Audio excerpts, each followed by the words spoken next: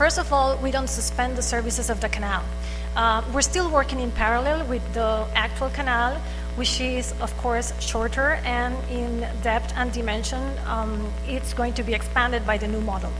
And to have a view, since we don't have the slides in mind, just bear in mind that the new locks and the new canal is going to expand the capacity of handling cargo by 3 times the actual handling of cargo simultaneously by that canal.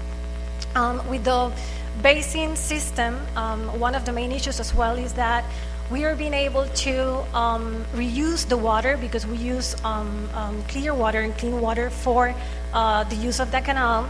And it amounts to almost 40 billion gallons a day, and we pass more than 40 vessels a day. So with that reuse, we're also doing a substantial savings in water and in the ecosystem.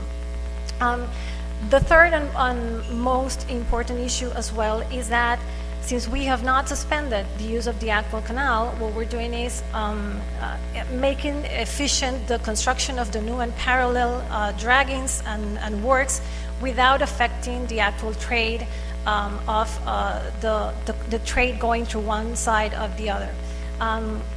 We did have some views where you can realize the shortened of time that is going to be handled going through, especially from Asia to the United States or vice versa, even in more than, for instance, 14 days for some of the most used routes, which is from the east coast of the United States to Korea or to Japan or to China at this point in time. So by shortening the time of one cargo in almost 14 days of travel, you can imagine the savings and financial benefits that it could have. Other part that was presented was the way in which Panama conceives the multidimensional side of the geographical position. Panama has the shortest length from one ocean to the other in the Americas or even in the world. You can go in 1 hour from one ocean to the other by the links of the canal. That's why it's north-south. Is from Colón, where is one of the locks, to Panama, where we have the other 2 set of locks at the present.